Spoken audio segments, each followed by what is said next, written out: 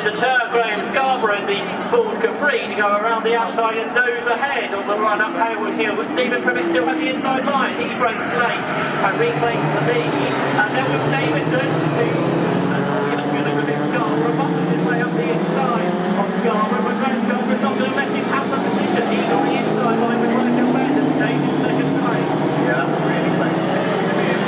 Davidson is now a bit slower coming out of Graham Bend, and that's now Marlon Ford to draw himself alongside and ahead of with Draft on the line sprint as they heading towards Surtees corner. From the smoke though out of the tail end of the lovely sprint there as it went through the right hand, sorry, through the left hand of Surtees corner. So there's no problem for Marlon Ford after those at sea. They continue down towards what is the far section of the circuit down through Hawthorne Bend. And it is Stephen Primmett that leads the way. There are no such issues for Mark Osborne because he has closed in onto the coattails of Graham Scarborough's 3-litre Ford Capri down through that section of the circuit. So let's just have a quick look as they head down the Derek Minter straight. The Capri stretches the amount of daylight again. So Mark Osborne all of a sudden finds himself that little bit further back, and now is falling back into the clutches. Now there is definitely smoke coming from the Triumph Dolomite Sprint. Mark Osborne has got a problem. He's continuing for the moment. Was that because there was a touch between the Ford Capri and the Triumph Dolomite Sprint coming out of Druid's corner potentially, and therefore it might just be a little bit of body rub? We'll have to try and have a look and see. Yeah, all got pretty close, didn't it? But Graham Scarborough, that's not slowing him up, is it? Because he's back on terms with Stephen Primmett as they come through clearways. These two are pulling away from the rest of the field, and Graham Scarborough's got a really good run out of Clark Curve, and he pulls up alongside Stephen Primmett, and he's ahead by the time they get to the line. Can Primmett fight back into Paddock Hill Bend? No, because Graham Scarborough's pulled in front into the lead of the race, so he's gone through.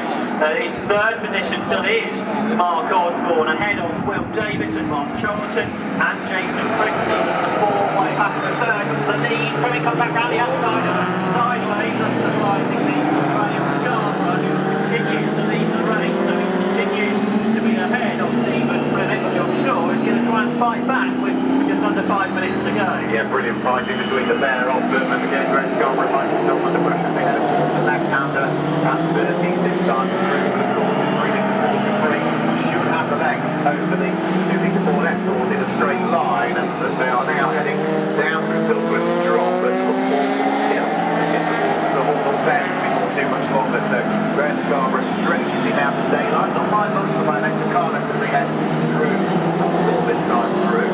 Still got the car on in third position is Davidson now away from BMW, so that's Robert. Mark Charlton and Jason Christie as well.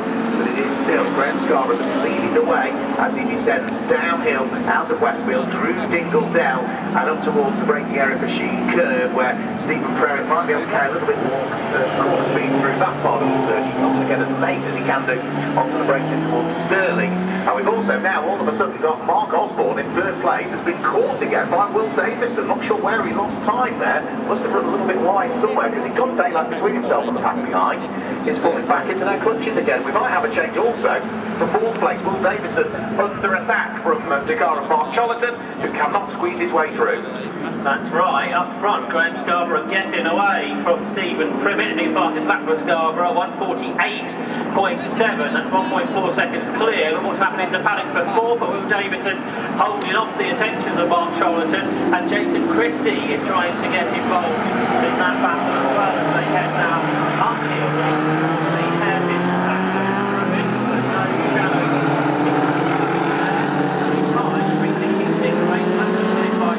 From Piers Grange, and then in third position is Pat Kennedy.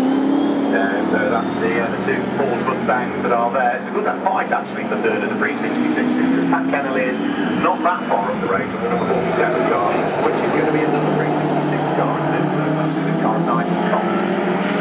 90 not to be put there on the road. The next pre-66 car, which is at the Alphas. So Graham Scarborough leading the race. Last time through Preston, the fastest lap of the race, 1:48.767 for Graham Scarborough, as he looks to try and see if he can just edge away from Stephen Primmett. But Stephen Primmett is sticking with the task, to say the least, as they head round through Westfield Corner and start to descend down Dingle Dell. But I think he's actually closer on this lap than he was on the lap prior, so the gap is 1.4 seconds. Might have diminished slightly by the time they get over the start. Heading over the start, quite shortly, so he's heading to the left-hander Stirling's. Yeah, there'll be one lap to go, won't there? when they come up across the line, so Stephen Primmett knows there's not much time to try and attack, to get back ahead of Graham Scarborough, perhaps through Stirling's and then into Clearways, just extends his lead over the Ford Escort driver who's chasing. We saw how quick through Clearways Graham Scarborough was earlier as they go on to the final lap in the race and in towards Paddock Hill Bend, and the gap is now 1.2 seconds as it does come down between the